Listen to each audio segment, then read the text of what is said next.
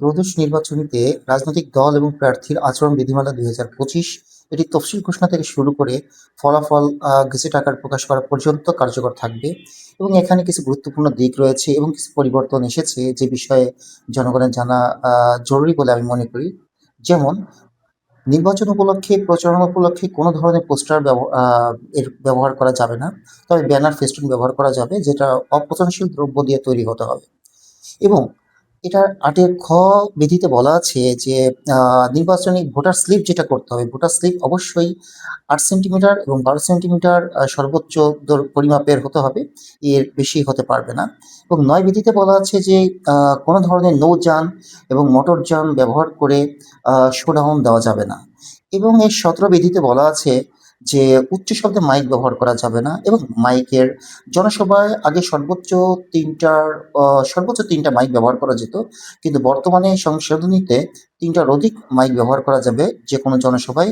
তবে এটা ২টা থেকে রাত ৮টা পর্যন্ত এটা ব্যবহার করতে হবে। এর আগে বা এর পরে ব্যবহার করা যাবে না এবং এটি শব্দের মাত্রা হতে হবে সর্বোচ্চ ৬০ ডেসিমেলে হতে হবে। এর বেশি শব্দের মাত্রা হলে এটা বিধিমালা লঙ্ঘন বলে গণ্য হবে। এবং এই বিধিমালা অনুযায়ী একজন প্রার্থী কখনো অশোভনীয় অ এবং অপমানজনক কথা কাউকে হেয় করে কথা বলতে পারবেন না। আ যদি এমন কারো লোকের পক্ষে বলা হচ্ছে যে সে অপরাধ করেনি কিন্তু তার সম্পর্কে একটা অপপ্রচার চালানো হচ্ছে, এটা বিধিমালার লঙ্ঘন বলে গণ্য হবে। ভোট প্রচারণায় কোনো ধরনের আর্থিক লেনদেন যদি পরিলক্ষিত হয়, এটা দণ্ডনীয় অপরাধ বলে গণ্য হবে।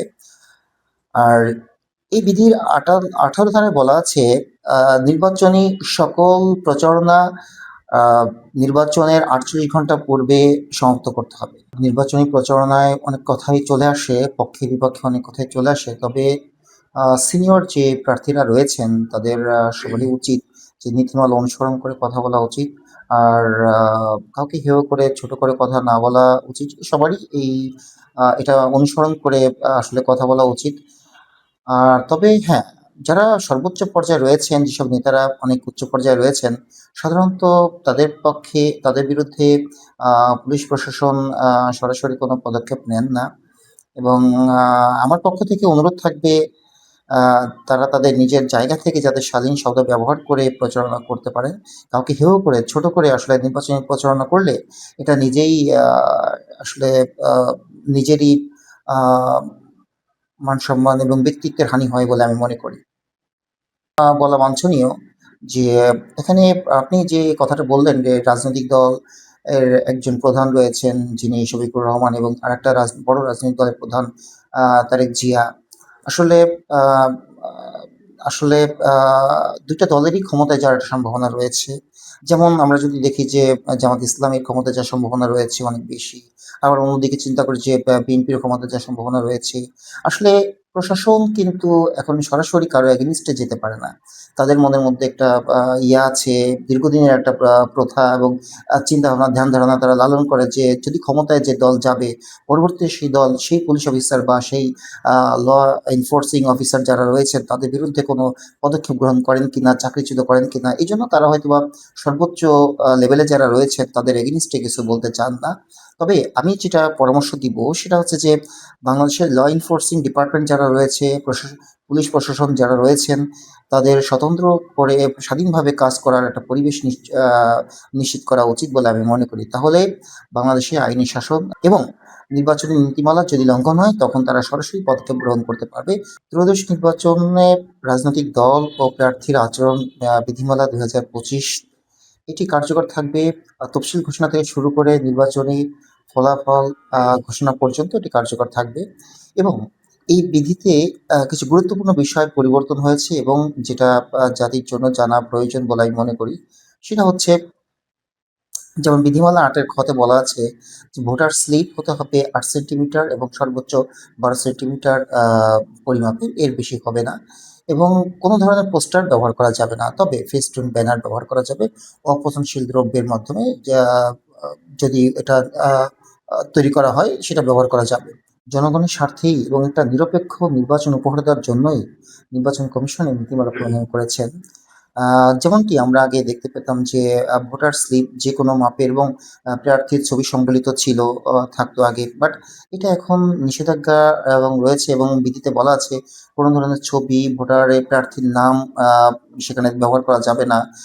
এটা হচ্ছে নিরপেক্ষ নির্বাচনের নিশ্চয়তার জন্য গুরুত্বপূর্ণ একটা দিক বলে মনে করি এবং উচ্চ শব্দে মাইক ব্যবহার করা যাবে না। এটা জনগণের কল্যাণের জন্য যে মাইকের যে শব্দ দূষণ যাতে না হয়, পরিবেশের ক্ষতি না হয় এবং কোনো রোগী, বৃদ্ধ, যারা শিশুরা ঘুমায়, এদের যাতে অসুবিধা না হয় এজন্য কিন্তু আ শব্দের সর্বোচ্চ মাত্রা বলা আছে ৬০ ডেসিবেলের উপরে হবে না। এটি জনগণের জন্য অত্যন্ত কল্যাণকর। নির্বাচনী নীতিমালা কেন বাস্তবায়ন করা সম্ভব হয় না? আসলে নির্বাচনী নীতিমালা লঙ্ঘনের যে শাস্তির বিধান রয়েছে, এটাই কিন্তু আমাদের জনগণের মধ্যে এখনো এই সম্পর্কে অনেকে জানে না এবং এই সম্পর্কে জনগণের মধ্যে আসলে আমি মনে করি সবাইকে বলা উচিত। যেমনটি নির্বাচনী নীতিমালা যদি কোনো প্রার্থী লঙ্ঘন করেন তাহলে তার সর্বোচ্চ ৬ মাসের কারাদণ্ড হতে পারে এবং ৳১,৫০,০০০ জরিমানা হতে পারে। যদি কোনো দল এই নীতিমালা লঙ্ঘন করেন তাহলে তার সর্বোচ্চ ৳১,০০,০০০ জরিমানা হতে পারে।